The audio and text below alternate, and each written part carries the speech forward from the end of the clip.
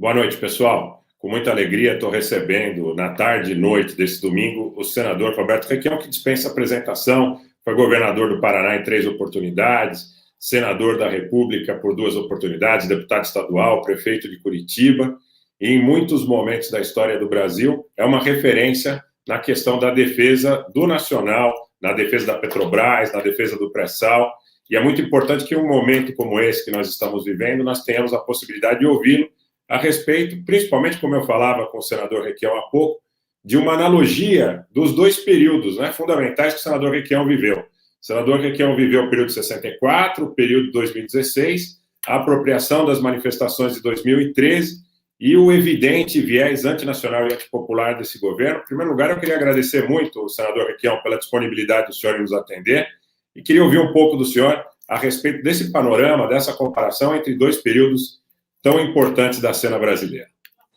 É um prazer, Rogério. E governador 3 vezes, prefeito da capital, deputado estadual e hoje aposentado pelo INSS com R$ 2.700 por mês. Porque, na verdade, eu nunca me preocupei com aposentadorias e com recursos oriundos da atividade política. Estou pendurado agora com 2.700. Havia aí uma verba de representação para ex-governadores, que o Supremo Tribunal liquidou. E ela era complicadinha mesmo, porque eu fui governador 3 vezes, mas tinha gente que tinha passado no governo 2, 3 dias, uma semana, e eu recebia essa verba de representação que foi suspensa pelo Supremo Tribunal Federal. Mas vamos lá. É claro que eu vivi as 2 situações. E eu lembro ainda, no começo da ditadura militar, que a gente imaginava que aquilo ia durar algumas semanas, né? E se arrastou por 20 anos. Agora, qual é a diferença entre a ditadura militar e essa ditadura, essa farsa que se vive no Brasil hoje em função das eleições do Bolsonaro? Uma eleição promovida por uma tentativa continuada de desmoralização dos políticos, da política, todos são ladrões. A Globo trabalhou muito nisso. E eu não tenho dúvida que o que aconteceu aqui foi uma continuidade da Primavera Árabe e de outros levantes feitos no mundo para a defesa dos interesses norte-americanos. Por que que eu penso assim, Rogério? Eu penso assim porque, entre outras coisas, mais recentemente, essa minha visão se reforçou com uma entrevista, uma carta do Jimmy Carter para o Donald Trump. Ele diz ao Donald que ele entende que o Donald tem tanto medo da China, por exemplo. E ele explica por quê. Se Trump, os Estados Unidos, nas últimas décadas, investiu 300 trilhões de dólares nas Forças Armadas, numa política que era para garantir acesso a toda a geração de energia e extração de minérios de qualidade no mundo dominado pelos Estados Unidos. E não se preocupou com o desenvolvimento interno, com aquilo que o Roosevelt fez lá atrás no New Deal. Escolas, portos, hidrelétrica. Então, o Jimmy Carter diz a ele que enquanto os Estados Unidos hoje tem como único ativo de verdade as suas forças armadas, que não são uma brincadeira, embora se diga hoje, e eu sou tendente a acreditar em parte nisso, que a Rússia tem uma excepcional qualidade de forças armadas defensivas e agressivas. Mas os Estados Unidos tem como único ativo no mundo, até para segurar a sua emissão de moeda, as suas forças armadas. 300 trilhões de dólares nos últimos anos, diz o Jimmy Carter.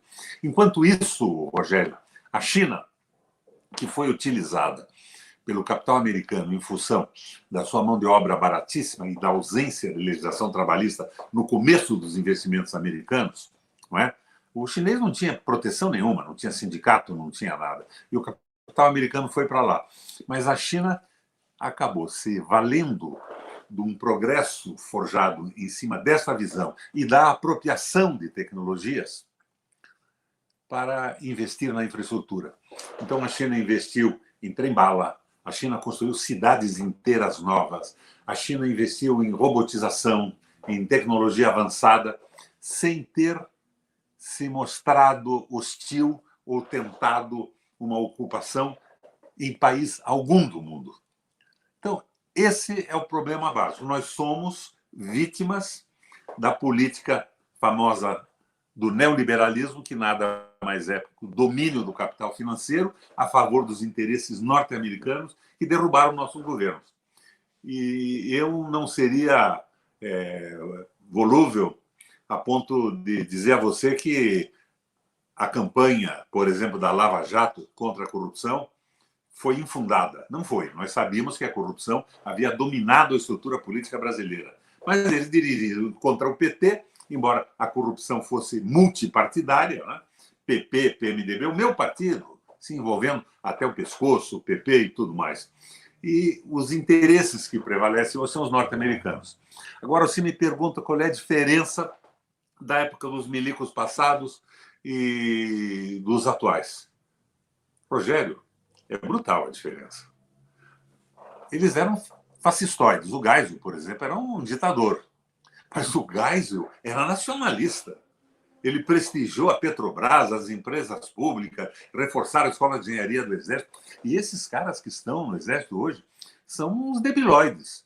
Eles estão envolvidos com Olavo de Carvalho e com essa imbecilidade de achar que o comunismo grancista tomou conta do Brasil, invadindo os jornais, as redes, invadindo a estrutura pública. Provavelmente nós dois aqui devemos ser filiados ao Partido Comunista Stalinista da época anterior à Glasnost e à Perestroika. E esse comunismo não existe mais no mundo.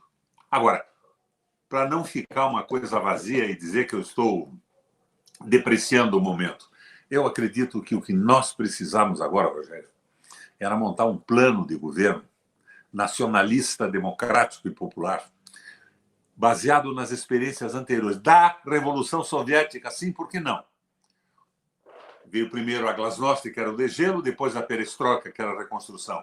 Mas a Rússia, hoje, como resultado daquele processo todo que passou, tem uma condição tecnológica semelhante à norte-americana, pelo menos na tecnologia militar. Eles conseguiram viabilizar isso. Não se sustentaram, né? Quando a Rússia estava viva, Rogério, surgiu na Europa a social-democracia. Os nazistas fazendo uma associação com as grandes empresas, né? com o Horace Greeley e Armasash, e a Alemanha de um lado, uma aliança com a direita, com os grandes empresários, mas a Rússia pondo medo na Europa toda. E esse medo resultou em concessões. As minorias raciais, as mulheres, aos trabalhadores de modo geral. E essas conquistas foram se acumulando até que a Rússia cai e o capital financeiro, que havia perdido muito do seu poder e da dominação absoluta, resolve ir para a revanche e destruir a social-democracia e colocar o capital financeiro mandando completamente nos países. Banco Central Independente é a tese principal deles. E os governos de estados passam a ser meros mandaletes dos interesses do dinheiro. Esta luta, Rogério, é bíblica. Não se pode servir a dois senhores, a Deus e a Mamon. Em hebraico, cá entre nós, Mamon quer dizer dinheiro. Não é nem outro Deus, nem outro diabo. Nós estamos vivendo esta guerra. E esses generalzinhos, esses generaloidezinhos que estão no governo, não têm nada na cabeça. Não têm identidade com o Brasil e com o seu povo. Eles estão subordinados de uma forma absurda aos interesses norte-americanos e do capital financeiro no mundo. É triste isso, não tem mais um Geisel, que era um ditador nacionalista. Não tem nenhum nacionalista. Onde é que está o nacionalismo do Bolsonaro, do Heleno? Não há nacionalismo. Nós temos um general brasileiro como subcomandante das tropas do sul dos Estados Unidos. É uma coisa simplesmente inacreditável, mas é o que está acontecendo. Eles querem o Brasil nas mãos do capital financeiro. E a luta deles é em defesa não do país, não da soberania, dos bancos, do capital financeiro e dos interesses norte-americanos. Então, a comparação é essa. Os lá atrás eram nacionalistas, aquilo não era bom, nós nos insurgimos, fizemos tudo o que podíamos contra aquela opressão, mas eles não eram entreguistas safados, como todos os do governo do Bolsonaro são hoje. Você assistiu, como eu assisti também, a integralidade daquela reunião do Ministério. Parecia uma reunião do Bataclan. O Bolsonaro era Maria Machadão. E os outros todos, quando usavam a palavra, ou era para puxar o saco da Maria Machadão, como fez o Moro, e se calar diante de todos os absurdos que se diziam. O silêncio dos evangélicos, quando o Guedes diz a Damares que queria abrir cassino e que lá no cassino cada um se fudia como queria. Isso é linguagem de falar com uma mulher, representante dos evangélicos. Onde é que estão os pastores para se levantar no Brasil inteiro e pedir a cabeça desses crápulas? Então, a diferença é fundamental. Nós estamos num processo de entreguismo. Agora, os milicos, de uma forma ou de outra, viabilizaram o início do crescimento industrial do Brasil. Lembra os dados? Os tigres asiáticos, Malásia, Tailândia, Coreia do Sul e China, eles não produziam mais do que o Brasil. Hoje, o Brasil, depois dos anos 80, que os milicos foram embora, o Brasil não produz 10% da produção industrial deles. E nós produzimos mais que os 4 juntos. Nós estamos nesse jogo de subordinação. Primeiro, a Guerra Fria. A geopolítica, o comunismo com os Estados Unidos, defensor da liberdade. Hoje sabemos que isso não existia. Mas o comunismo caiu por seus próprios defeitos e deixou os seus exemplos. Agora, hoje é uma briga geopolítica entre o capitalismo representado pelos Estados Unidos e a Rússia, que é capitalista também hoje, mas que se coloca na tentativa de hegemonizar o poder econômico e industrial no mundo. Você não acredita no que eu vou te dizer agora. Está quieto aí? Eu convoquei. Estou vendo, senhor. Convidei. Convocar é uma palavra equivocada. O ex-ministro da Guerra, o general... Lott. Não, o ex-ministro da Guerra da época da Dilma, meu Deus, esse cidadão que está doente hoje. O Vilas Boas, Vilas Boas. O Vilas Boas. O Vilas Boas vai na Comissão de Constituição e Justiça e diz o seguinte: vocês têm que entender que nós tivemos essa parada no desenvolvimento industrial do Brasil porque nós estávamos subordinados à Guerra Fria. Comunismo de um lado, capitalismo do outro, liberdade e opressão. Isso nos atrasou muito. E ele cita, inclusive, esse exemplo que eu te citei dos tigres asiáticos industrialmente pequenos e nós grandes em relação a eles, e a situação de hoje. E hoje, dizia o Vilas Boas, a tentativa é de colocar o Brasil na mesma condição que estava na Guerra Fria, obedecendo os interesses geopolíticos da disputa de Rússia e Estados Unidos. E ele concluía. Alinhado, não como no governo Geisel. Alinhado com os Estados Unidos. Anterior ao governo Geisel. Dizia, o Brasil é grande demais para se submeter a esses interesses. E, no meio da discussão, ele ou nós citávamos o que o Getúlio Vargas fez na última guerra. Conseguiu dar uma bela alavancada na industrialização do Brasil, se colocando numa posição independente, soberana e nacionalista. Agora, o que acontece? Se assistiu com cuidado àquela reunião do Ministério do Bolsonaro, você viu que os generais passaram a reunião toda tomando cafezinho, de boca fechada, concordando com toda aquela patifaria, com as asneiras absolutas do Guedes. O Guedes dizendo que não quer ajudar a pequena empresa porque ele quer ganhar dinheiro com as grandes. Com a pequena, que são responsáveis por mais da metade dos empregos do Brasil, você resgataria a população da morte e da fome. Não é a preocupação da canalha que manda no Brasil hoje.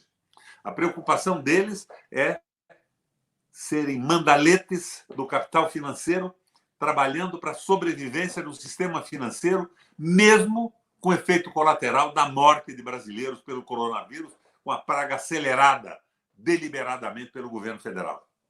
O Brasil não tem governo. Esse governo é tudo menos nacionalista, menos brasileiro. Senador, muita gente aqui dizendo que votou no senhor para governador, votou no senhor para senador, a Débora Rodrigues. Alguns arrependidos. Nenhum deles, por enquanto, viu? Pelo menos não estão aqui com a Já gente. chegam aí, já chega o batalhão robotizado. Eu queria saber o que o senhor acha dentro desse perfil. Bom, primeiro teve uma coisa que me chocou demais, que foram aqueles porta-estandartes sucessivos, repetidos, com bandeiras de países estrangeiros subindo a rampa do Palácio do Planalto, junto com o Bolsonaro, perfilados ao lado do Bolsonaro. Quer dizer, se restava alguma dúvida se existe ou não algum general nacionalista do lado do Bolsonaro ou no lado, de alguma forma, nos altos mandos, eu acho que fica claro para nós que quando os porta-estandartes, o porta-estandarte estrangeiro se repete de forma sucessiva na rampa, para mim lembra muito, senador, a ideia de um país conquistado quando você finca a bandeira do conquistador no cume de uma montanha, ou alguma coisa nesse sentido, que tem uma ideia semiótica muito pesada, muito grande. Ele fica lá do lado perfilado, você vê uma bandeira de Israel enorme, uma bandeira dos Estados Unidos da América do Norte enorme e uma bandeira do Brasil pequenininha do lado dele. Quer dizer, é o símbolo da submissão e da subserviência.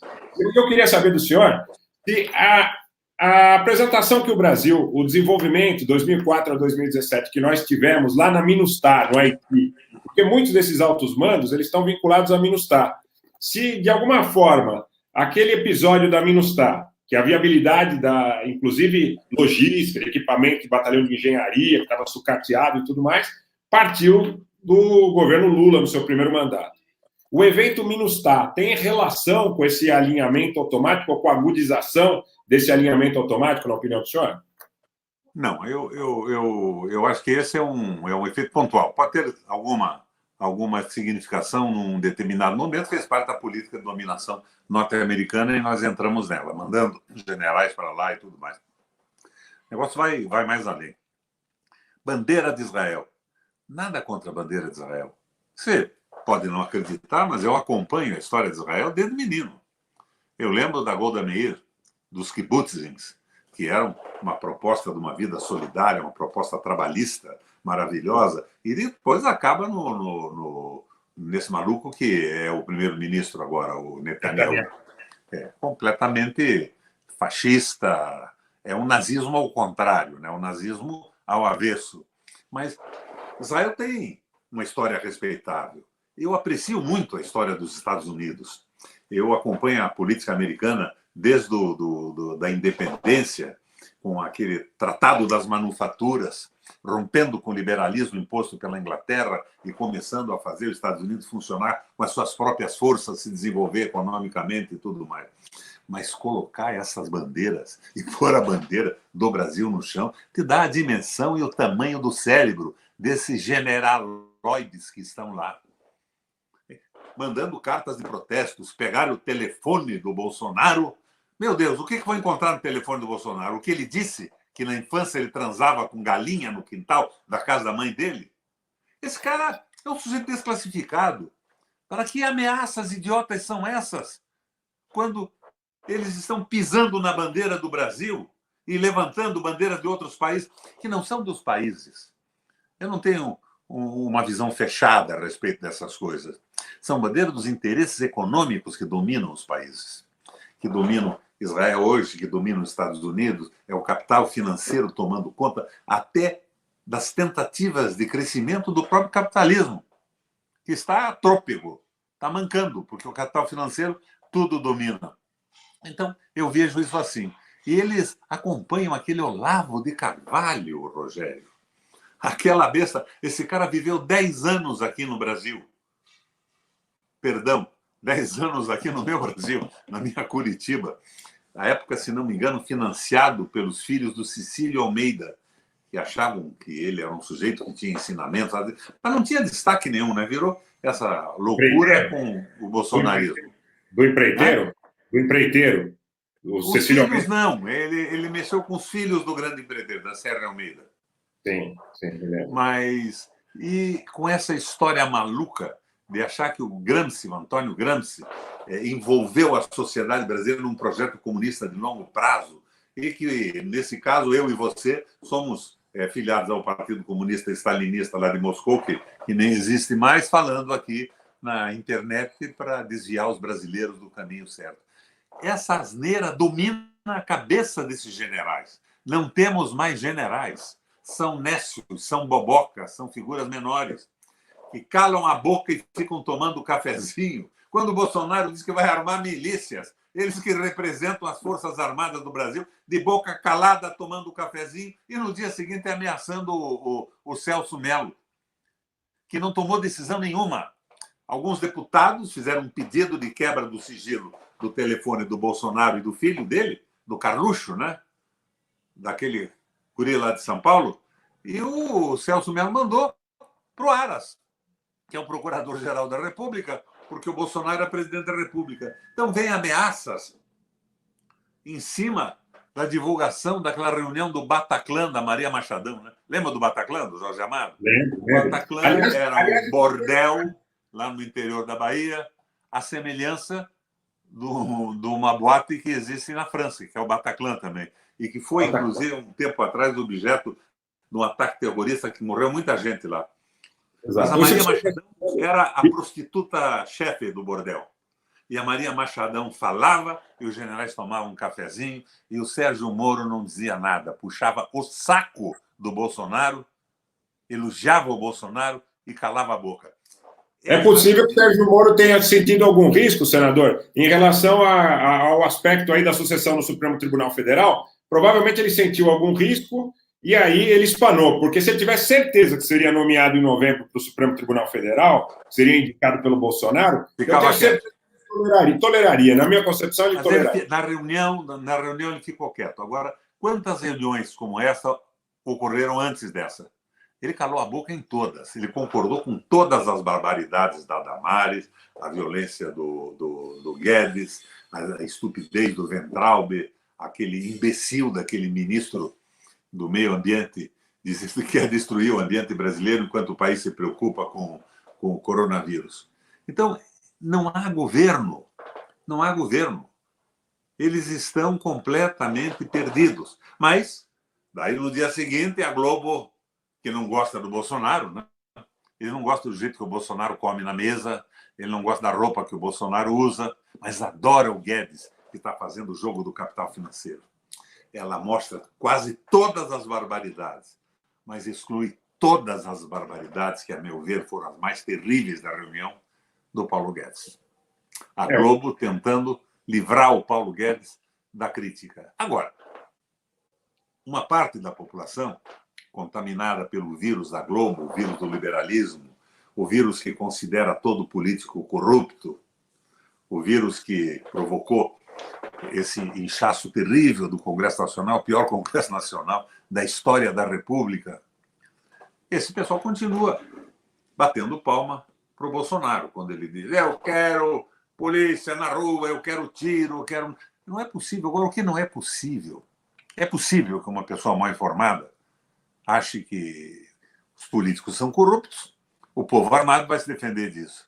Mas como é possível que uma rede de televisão, uma concessão pública do tamanho da Globo, transforme essa reunião ministerial numa edição para ser favorável ao Paulo Guedes, que, na minha santa opinião, foi a figura mais terrível da reunião inteira? Os outros são palhaços. Os outros divertem a população com as suas asneiras. Do italiano divertere, desviar do que realmente importa. Enquanto o Paulo Guedes vai ferrando a população e acabando com a possibilidade da economia criar um país verdadeiramente soberano e desenvolvido, como nós estávamos fazendo ao longo da nossa história, com a participação dos militares de 64, com todos os seus erros, a boçalidade da ditadura, mas eles eram nacionalistas. E hoje nós temos um bando de entreguistas sem vergonha junto com o Bolsonaro no governo federal. Senador, e piorou muito também a qualidade do empresariado, né? Eu quero lembrar, o senhor vivenciou esse período. Em 1963, quando foi inaugurada a COSIPA, a Companhia Siderúrgica Paulista, o empresariado paulista era favorável, isso no governo do Jango. O empresariado aqui de São Paulo era, em grande parte, favorável à instituição dessas indústrias nacionais de base. Muitos eram favoráveis à Petrobras, suportavam a CSN, suportavam uma infraestrutura nacional poderosa, suportavam que o Brasil tivesse um poder dissuasório. Essa é uma outra questão muito polêmica. A qualidade do empresariado, a qualidade dos oficiais do Exército e também uma opção política que foi feita ao longo do tempo para que nós não tivéssemos um poder dissuasório. O Brasil não tem um poder dissuasório, vamos supor que as escolas militares tivessem mudado. que esses generais tivessem uma oposição explícita ao intervencionismo da finança transnacional. Contra esta finança poderosa, como é que nós nos oporíamos? Nós não temos condição hoje de sustentar, provavelmente, uma guerra com a Venezuela. Eu não diria para você como é que nós nos oporíamos. Eu acho, Rogério, que a nossa possibilidade é fazer o que estamos fazendo aqui agora. Nós estamos discutindo isso numa rede, deve ter bastante gente assistindo, você vai replicar isso depois nas suas redes, eu replico nas minhas. Nós estamos dando ideias e tentando esclarecer o que acontece. Se só muda uma realidade quando você a conhece em profundidade. Mas eu tenho uma amiga que trabalhou comigo muitos anos, Dona Veronice, uma mulher extraordinariamente simples, mas muito focada nas coisas do Brasil.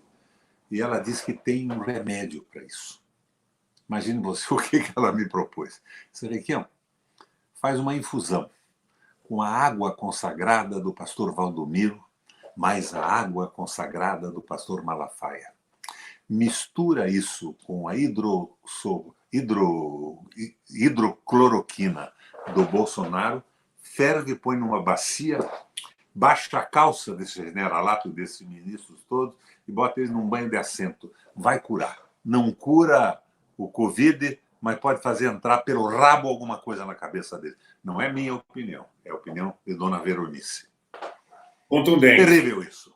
Contundente. Mas o senhor acha que o empresariado brasileiro que nós tínhamos também anteriormente, nós tivemos, não só no período dos anos do governo Jango, em 60, como recentemente também, pensamento nacional das bases empresariais, muita gente vinculada aos movimentos nacionais e progressistas. Como que nós perdemos tudo isso? Hoje o empresariado, a Federação de Indústria de São Paulo é a federação de importador, de importar quinquilharia da China. Não mais do que isso, do rentismo, né, do day trade. Como que nós perdemos? O general Vilas Boas explicou na reunião que ele participou lá no Senado, da nossa comissão. Nós perdemos com a integração do Brasil na Guerra Fria. Estados Unidos defendendo a liberdade, comunismo defendendo não sei o quê. Eu assumi o governo do Estado do Paraná. E o Brasil comprava alguns fertilizantes da Venezuela. Você sabe que eles não vinham a Paranaguá? Eles eram comprados por americanos em Miami, depois voltavam para o Brasil com um produto venezuelano. Daí eu liberei um berço de porto para baixar o preço desse troço e o contato com a Venezuela se fazer de forma razoável. Então, nós perdemos os empresários porque nós perdemos a industrialização nesse período todo. Nós temos um bando de comerciantes basicamente negociando com produtos importados. E daí a subordinação absoluta deles. E a cabeça deles tem o mesmo recheio da cabeça do Bolsonaro, do general Heleno, desses generais todos. É uma coisa, para mim, humilhante. Você sabe que eu sou meio milico, né? Sou oficial da reserva, pelo CPOE, da cavalaria, né? Por isso o meu linguajar, às vezes, é pesado, eu aprendi no quartel. Mas não consigo entender como é que o Exército Brasileiro, o comando do Exército Brasileiro, se transformou nessa barbaridade trabalhando contra o país, contra o seu povo, contra o emprego da nossa gente, contra a nossa independência e o nosso desenvolvimento. Muita gente tem vergonha de dizer, nos meus empresariais, nos Faria Limers, nos Lebloners, no pessoal do mercado financeiro, muita gente tem medo de ser comparado à ignorância do Bolsonaro, à boçalidade do Bolsonaro.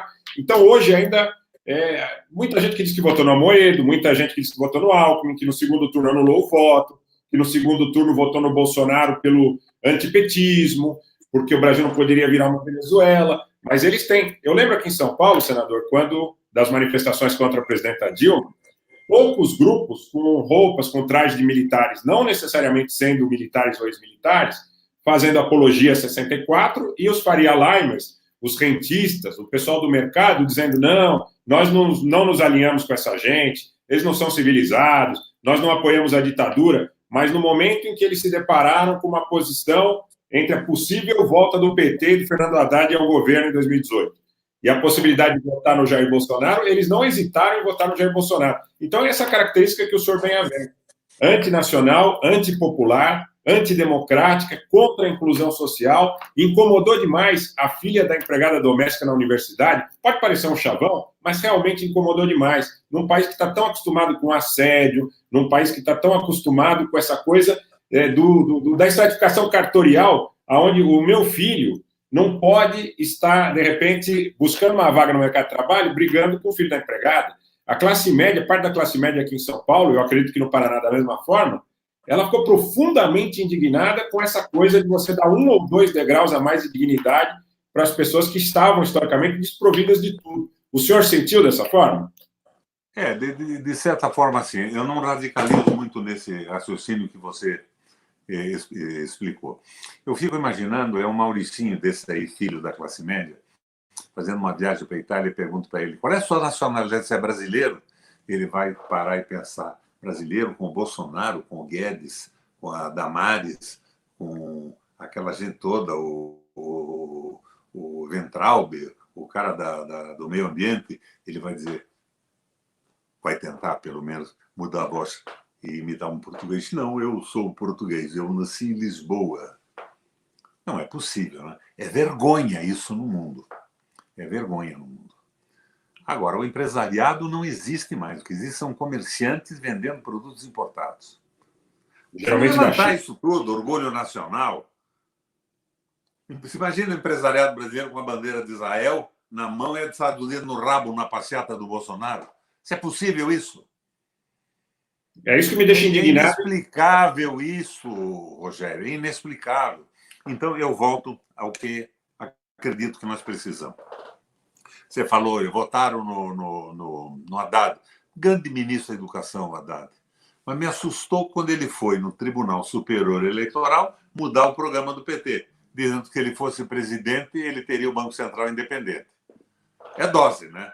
Esse é o eixo de toda a canalice que se faz no mundo. O capital financeiro, o mamon, o diabo do dinheiro comandando a vida das pessoas. E o capital financeiro é o capital vadio, não é nem o capital produtivo, que é investido numa fábrica que dá emprego, que paga salário, que produz bens, que produz tecnologia avançada. Me assustou isso tudo. Então, o que nós precisamos, e não estou descartando ninguém, eu não sou o Ciro Gomes, eu acho que nós precisamos é começar a pensar numa proposta eficiente para mudar o Brasil.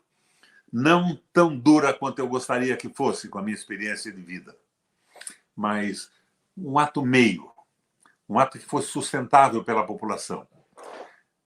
Começando ou recomeçando o desenvolvimento econômico, restabelecendo a democracia como gostaria o Guerreiro Ramos, para que o povo vá discutindo e vá formatando o modelo de economia, de administração pública, de administração partidária, de desenvolvimento que o país precisa e quer. Isso é fundamental para mim. Como que nós montamos esse processo? Temos que dar uma olhada, por exemplo, no que o Ciro está propondo, mas temos que ir mais longe que isso. Vamos dar uma olhada como é que a Alemanha se saiu da crise de 30, com Horace Greeley e Arma Sachi. Vamos dar uma olhada no New Deal, né? o novo pacto do Franklin Delano Roosevelt nos Estados Unidos, baseado nas ideias do Schacht, mas com uma visão social mais ampla. O Schacht fez uma aliança entre as grandes empresas americanas e o Estado, retomou o desenvolvimento de uma forma maravilhosa que o Hitler usou para todas as boçalidades posteriores que levaram àquela guerra absurda que nós sofremos no planeta. Um projeto de desenvolvimento econômico que olhe como a China está funcionando hoje. Não dizem eles, a China é capitalista. Não, a China tem um governo duro, planejamento central absoluto, mas ela está liberando a operação industrial, desde que funcione tudo conforme a determinação do Plano Nacional de Desenvolvimento. A China tem 1,5 bilhão de habitantes, não pode brincar mais com o desenvolvimento econômico e com a fome do povo. O Japão, a China, esses países todos que conseguiram sair da situação. Os tigres asiáticos, que em 80 eram absolutamente inferiores ao Brasil em desenvolvimento industrial. E quem são? Vamos repetir, para quem não lembra mais. Tailândia, Malásia, Coreia do Sul e China. Vamos olhar isso tudo e montar um plano que possa ser sustentado nas condições que nós vivemos hoje. E ficar esperando que a discussão aberta, com a democratização dos meios de comunicação, faça o Brasil avançar com passadas exatamente iguais às pernas de seu povo, com sustentação política. Eu acho que o governo do PT foi muito bom, mas não foi perfeito. Ele não se preocupou com o desenvolvimento industrial. Ele caiu na esparrela. E quando falam hoje, Rogério, em frente ampla, eu me assusto. Que frente ampla é essa?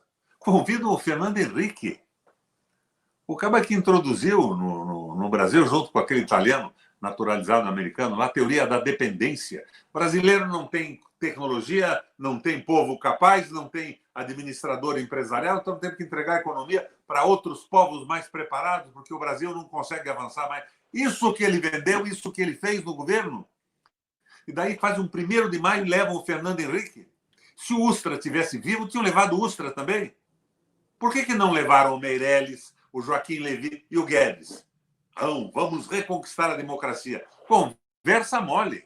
Se nós entramos nesse barco, dessa frente desqualificada, em determinados momentos, o Maia, lá no Congresso Nacional, e outros por aí, com apoio do capital financeiro nacional, internacional, das redes de comunicação, acaba representando a mudança que o Brasil quer e não vai ter nunca.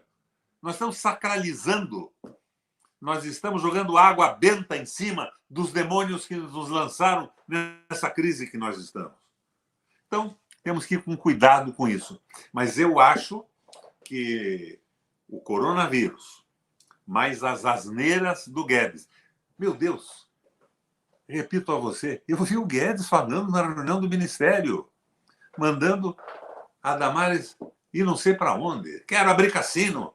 Cada um que se foda como quiser, dizendo isso para uma senhora. A Damares é uma senhora ligada à igreja evangélica. E ninguém protestou. O Guedes falando que tinha que apoiar as grandes empresas, porque as pequenas davam prejuízo. E o Moro de boca fechada, eles são parte disso tudo. É um jogo completo. Esta gente não.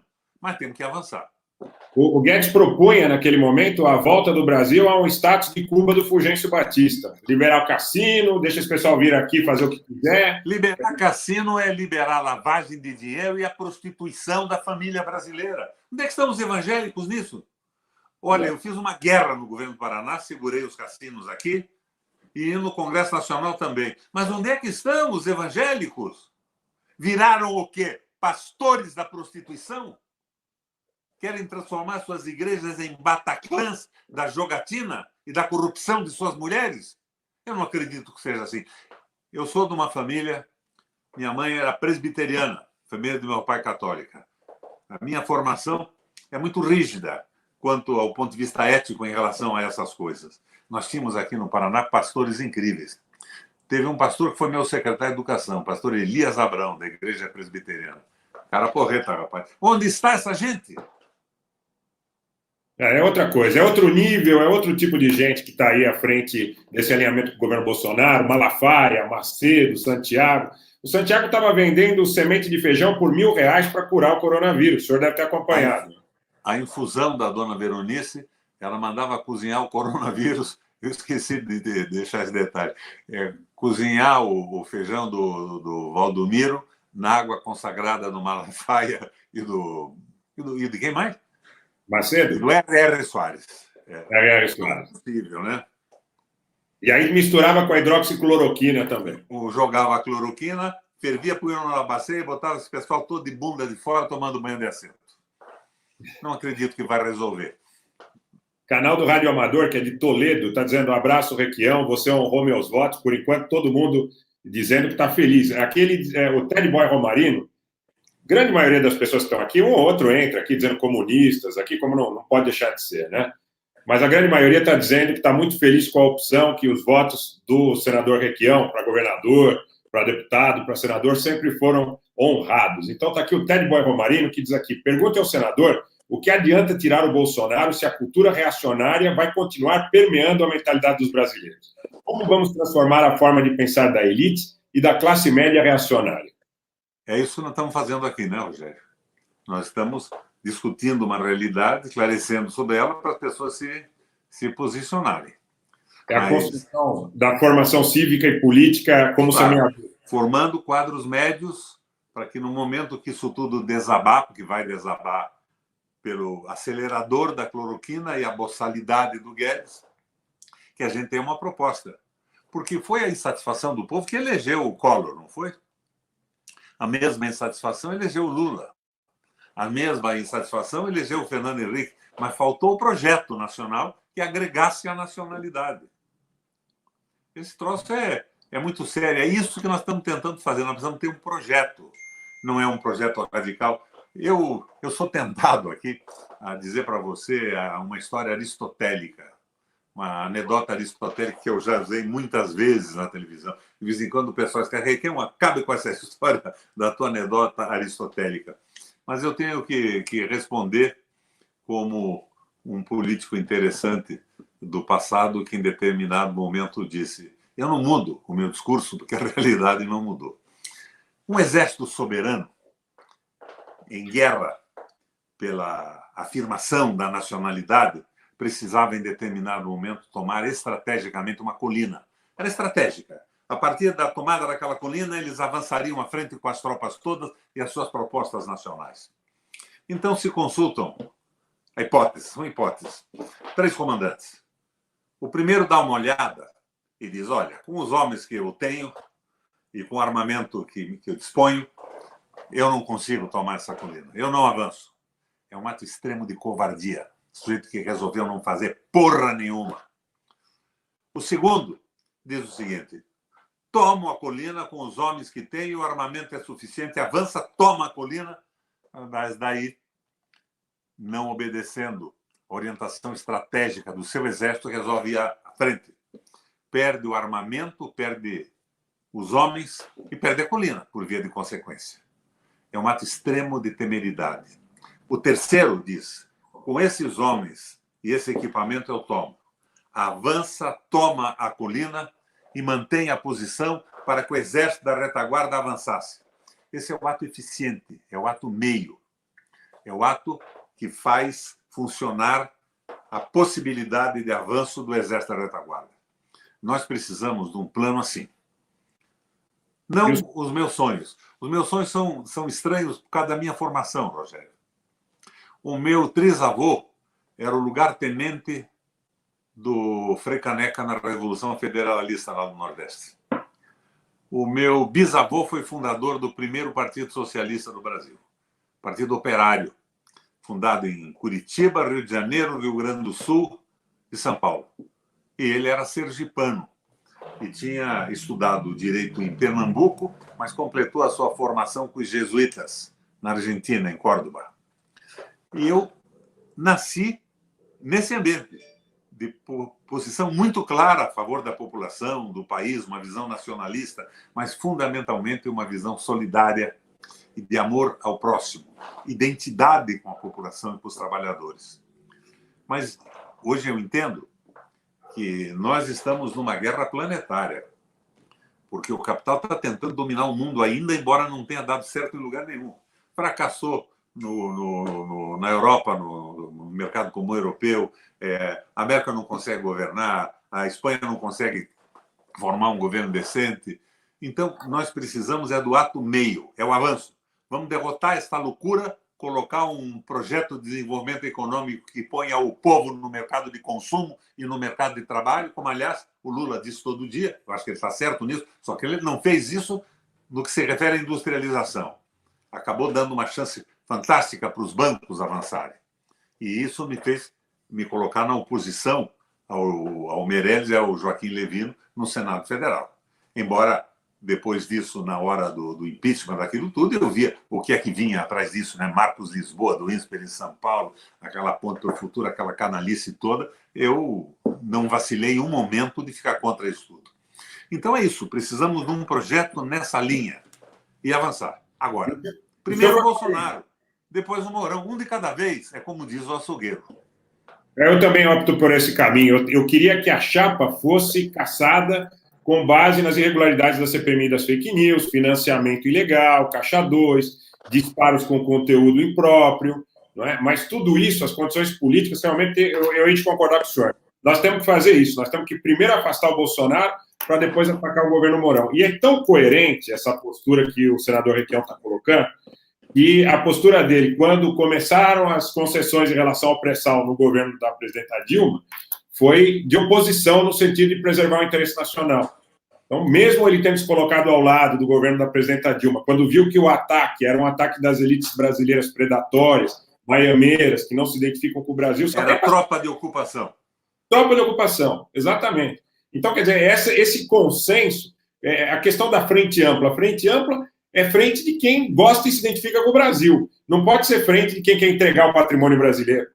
Concordo em gênero, número e grau. É esse tipo de coisa que nós precisamos buscar. E eu queria que o senhor comentasse uma notícia que acabou de chegar, que os Estados Unidos da América do Norte proíbem, pelos próximos 14 dias, a entrada de cidadãos brasileiros, enquanto o princípio da diplomacia, da reciprocidade, que já foi bastante ferido, quando nós prescindimos das visas, dos vistos, e os nossos não receberam tratamento de reciprocidade. É um pilar da diplomacia que foi atingido. Agora, com essa situação do coronavírus aqui, esse descalabro, Bolsonaro anti-ciência, anti-Organização Mundial de Saúde, Brasil com os casos de coronavírus numa espiral de ascendência gigantesca, pelos próximos 14 dias, senador, não pode entrar brasileiro nos Estados Unidos da América. Como é que fica? A minha mulher tem uma irmã que é casada com um americano. O nome dele é Hans Gemman. É um americano progressista, é professor na Califórnia, numa universidade, e eu digo sempre que, a meu ver, na verdade, ele era um agente da CIA, porque ele viveu na Rússia, viveu na França, sempre ligado a embaixadas americanas. Mas, para americano, é um progressista de verdade, um democrata que se opõe a toda a canalice dos governos americanos, e estava com o Bernie nessas últimas eleições. Mas você estava com viagem marcada. Eu vou sair daqui, telefonar para ele. Hank, acabou a tua volta para os Estados Unidos. Ele já está há 4 meses aqui sem conseguir sair. Brasileiro hoje não pode entrar nos Estados Unidos, o princípio da reciprocidade... Mas não pode entrar por quê? É uma decisão técnica dos Estados Unidos. Não pode entrar porque aqui tem um governo absurdo, burro, que está viabilizando a contaminação em massa, porque quer que acabe logo essa pandemia do coronavírus, com a infecção de uma massa muito grande de pessoas, para salvar o sistema do mercado financeiro e dos bancos. E considera a morte dos brasileiros, trabalhadores, e principalmente dos mais pobres, como efeito colateral.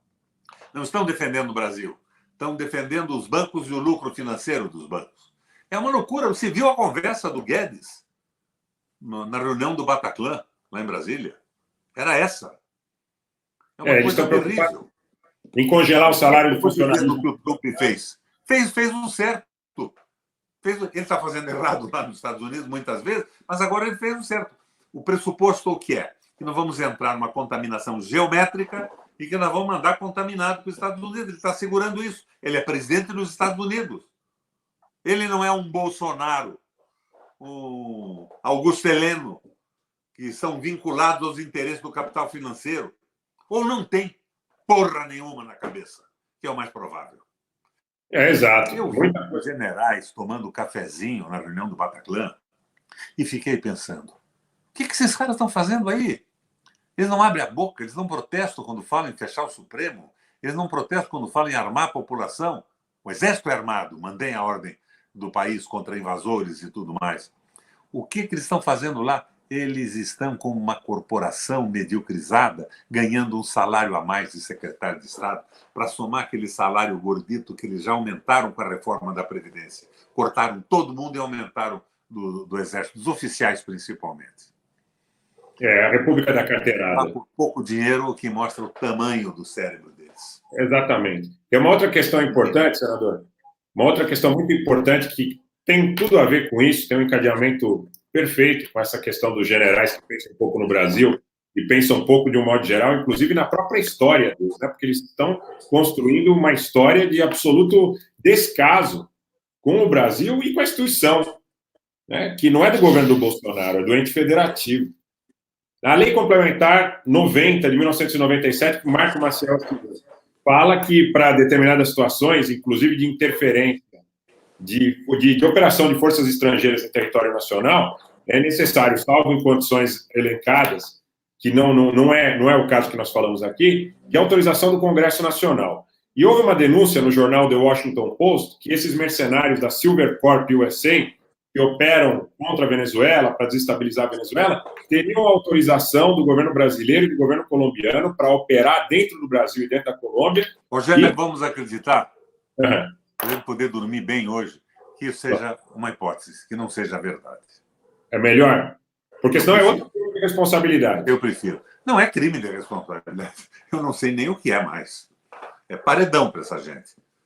Jogar o Brasil numa guerra sem nenhum sentido. Mas eu acho que nós temos que discutir isso com cuidado. Montar essa frente com cuidado. Aproveitar as ideias do PT, as ideias do Ciro Gomes, juntar isso tudo. Acho bom o PT ter começado a fazer um projeto de governo. Projeto para a retomada do desenvolvimento do Brasil. As ideias estarão ali. Temos que reunir isso tudo. E depois, quem é o candidato a presidente? Rogério, tendo um projeto bom, com sustentação política no país, na estrutura civil, e mesmo nessa desmoralizada estrutura partidária, a mim não importa quem vai ser o presidente. Pode ser o Haddad, pode ser o Ciro Gomes. Eu estou preocupado com o meu país, não com a aventura pessoal de quem quer chegar a presidente. O que vale chegar na presidente? Pergunta para o Temer o que vale. O que ele passou a significar depois do desastre da passagem dele pela presidente da República? Não vale rigorosamente nada. O Brasil precisa de projeto. E esse projeto, se for nessa linha aristotélica do ato meio, do ato eficiente, acaba mobilizando forças armadas e tudo mais. Eu acredito nisso. Porque eu ainda estou naquela linha do Antônio Gramsci. Não existe o canalha absoluto. O canalha absoluto é uma figura de literatura. Existem pessoas que não têm informação, que em determinado momento não agem como deviam agir. Ninguém quer agir contra a pátria e contra o país. A não ser esses alienados, que não são brasileiros, mas que identificam com os povos de outros países. Eles são muito mais cidadãos e cidadãs de Miami do que do Brasil. Do meu, do seu e esse Brasil todo, desse fundão maravilhoso aí, criativo, inteligente e primeiríssima qualidade na formação do povo. Exatamente. Você é brasileiro, Rogério? Qual é a tua ascendência? Sou brasileiro, sou de origem armênia. Meus antepassados... me disse armênia. Eu já sou um brasileiro antigo. Eu tenho raízes portuguesas, eu tenho raízes espanholas, eu tenho raízes judaicas, eu tenho raízes negras e dos aborígenes brasileiros. Eu sou um mestiço da história da formação do Brasil. Nós vamos defender o Brasil. Nós vamos defender... índio de cabelo branco, mas tá aí. Nós vamos defender o Brasil. Esse espaço, nós construímos esse espaço para isso, com essa finalidade, de franquear o espaço para todas as forças que colocam a precedência do nacional e do popular, em prejuízo da individualidade, do egoísmo, de gente que prefere Miami a Pajuçara, de gente que prefere Miami ao Nordeste brasileiro de um modo geral. E a gente está aqui para isso. Concordo com o senador Requião, quando ele fala que não importa o nome, importa o projeto de defesa do Brasil. O projeto, as pessoas e as forças que acompanham esse projeto. Exatamente. Deixa o laurel de ter sido presidente da República para quem tiver mais condição eleitoral, capacidade de se comunicar com a população. Exatamente. Mas eu acho que o governo do PT foi um avanço, foi um retrocesso quando deixou fluir a corrupção. E foi um retrocesso quando trabalhou com Meirelles, Joaquim Levy e essa gente toda a serviço dos bancos. O Lula dizia, precisava um presidente socialista para que os banqueiros ganhassem tanto dinheiro. Foi o erro. Nós tínhamos que ter apostado no desenvolvimento, como fez a Alemanha, como fez os Estados Unidos, como fez o Japão. Agora, botar o Fernando Henrique nisso. Lembra a lei de patentes? Foi ele que impôs goela abaixo do Congresso Nacional. Essa gente toda não tem nada a ver, não tem identidade nenhuma com o país. Lembra o Figueiredo? Coração do Figueiredo. Vai operar onde? Vai para Houston, no Texas. Tem cabimento isso? Exatamente. Não foi em Cleveland que ele operou? Hã? Não foi em Cleveland? Não foi em Houston, em Cleveland. Tá. Exatamente. Quer dizer, eles não têm nenhum apreço pelo Brasil. E o Hospital das Forças Armadas não serve para atender o presidente da República? Se não serve para atender o presidente da República, tem que fechar. Para que serve? Tem que fechar. Né? Se não serve para atender o presidente da República, o comandante tem que ir na frente. Mas não estou nem mandando eles irem para o INSS, nada. Cada um, quando tem uma crise, vai procurar o melhor para si naquele momento. Eu não estou esperando que tenhamos aqui na Presidente da República no Brasil Gandhis, com uma vocação filosófica de doação absoluta. Embora, num filme americano ontem, um cara da direita, num protesto da esquerda americana, dizia: vocês falam tanto no Gandhi. O Gandhi tinha horror dos africanos, chamava os africanos de povo selvagem. Então, é o que eu disse para você, não existe o canalha absoluto, mas nós não temos heróis também. Temos que ter um projeto com sustentação nacional em defesa do Brasil, do emprego da nossa gente e da nossa projeção global, com a inteligência do nosso povo e com as nossas realizações.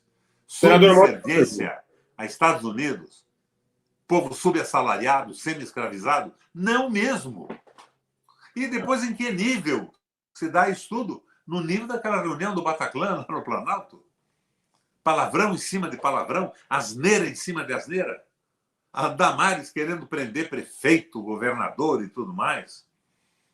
E o Bolsonaro, como a Maria Machadão, na cara dos generalotes do governo dele, diz: quero armar o povo, porque assim não vai haver revolução. E os milicos, quietinhos, quietinhos. E no dia seguinte dizem: não, estamos a favor do manifesto do general Heleno, que não pode tomar o telefone da Maria Machadão, que pode encontrar o Bolsonaro fazendo sexo com uma galinha lá no interior de São Paulo. Não é absurdo. É absurdo, até porque o Celso de Mello tinha obrigação, pelo regimento interno do Supremo Tribunal Federal, de encaminhar para apreciação da PGR. É ato ordinário, é um absurdo isso. Queria fazer uma última pergunta para o senhor, senador, em relação... Mas deixa eu esclarecer uma coisa. Por favor. Eu não acho que seja normal e absolutamente legítimo pedir a quebra do sigilo do presidente da República no Brasil. Certo. Mas o Celso não pediu, ele mandou o procurador se manifestar. Mas eu não acho que a esculhambação chegue a esse ponto. Não é? Sim.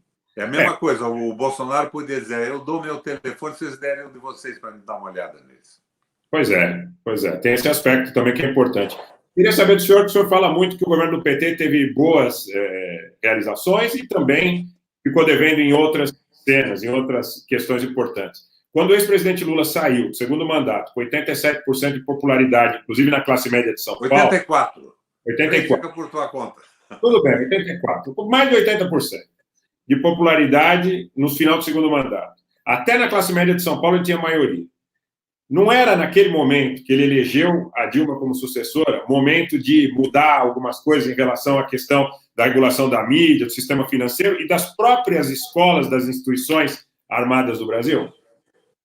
Claro que era, mas veja, eu era senador. Lindbergh Faria fez uma proposta que impressionou o Senado. Mudar a função principal do Banco Central.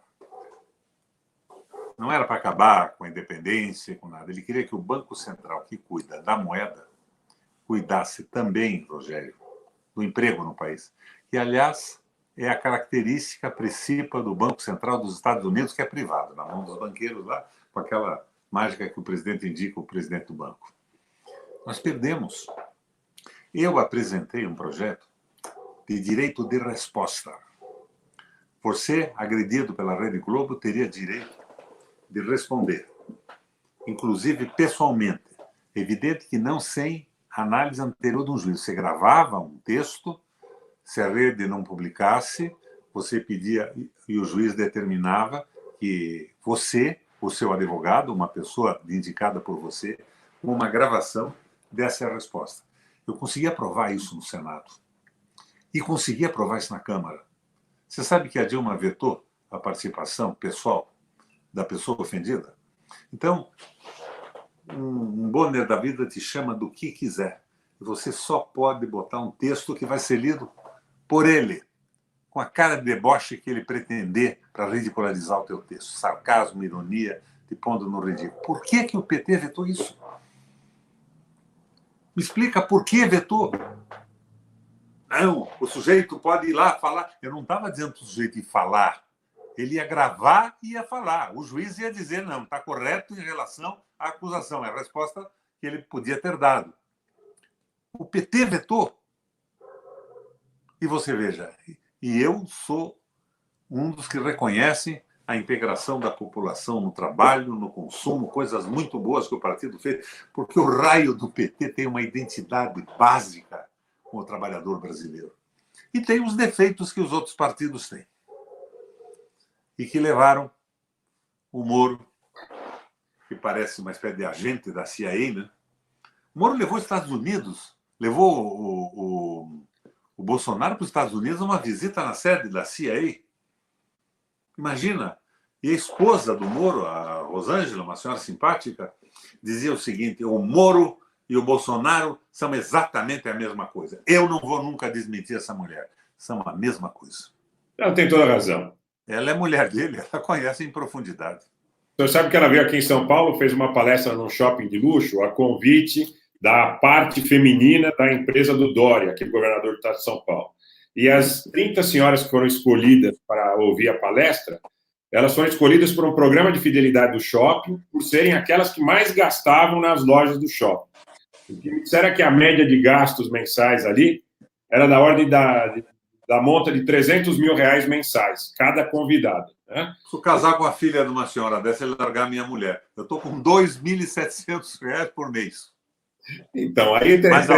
Mas eu tenho 79 anos, eu trabalhei muito na vida, não fiz só política. Depois abandonei tudo nesse desejo desesperado de transformar o mundo, a minha cidade, o meu país. Mas eu ainda tenho uma poupançazinha para aguentar 1 ano, 2 aí. O senhor vem candidato a prefeito de Curitiba, não? Não sou. Eu fui senador 2 vezes, governador 3 vezes, deputado estadual, prefeito de Curitiba. Nos últimos anos, eu fui presidente da Eurolat, Parlamento Europeu Latino-Americano, 75 países do mundo, discutindo a economia com os principais líderes do planeta, vendo o que acontecia em cada lugar e tudo isso. Eu acumulei muita experiência. É claro que eu seria um bom prefeito, mas também não vejo possibilidade, porque a mídia toda é bolsonarista. O Rádio T, que é uma estrutura de rádio que começou em Ponta Grossa, que tinha uma moça chamada Marielle, uma jornalista, abria para todo mundo. Falei muito lá na Rádio T. Agora demitiram a Marielle porque eles não querem ninguém que faça uma crítica ao governo do Estado e ao governo federal. Você vê, eles estão fechando o ciclo, tomando conta de tudo. É um jogo muito pesado. Nós estamos aqui abertamente conversando no sistema que você usou, o que é o Zoom? Não, tem YouTube, Streamer, tem o YouTube. Pois é, mas nós não chegaremos a uma fração mínima do que um desaforo da Rede Globo atinge o país inteiro. Infelizmente. Então, o jogo tem que ser por acumulação, sim, acho eu. Mas nós vamos brigar. Nós vamos brigar e vamos ver se a gente consegue transformar essa realidade. Eu estou com 79 anos, eu tenho ainda mais 40 anos pela frente para enfrentar essa gente. Com certeza, vamos brigar junto. Senador, muito obrigado pela presença, pela participação, muito gentil da sua parte. Quero deixar um abraço, saúde, tranquilidade, sucesso. E tenho certeza que o senhor está se cuidando e está ficando em casa, né? Não tenho a menor dúvida disso. Horrorizado de estar preso em casa, mas estou em casa. Tá legal. Um abraço grande, senador. Muito obrigado pela sua participação. Valeu, disponha da gente. Um abração. Um abraço a todos vocês. Até a próxima. Pessoal, muito obrigado por terem acompanhado. Nós vamos voltar. Deixa o sininho das notificações ativado. Em breve a gente volta para conversar mais, inclusive para comentar esse papo muito legal que nós tivemos nessa tarde e noite com o senador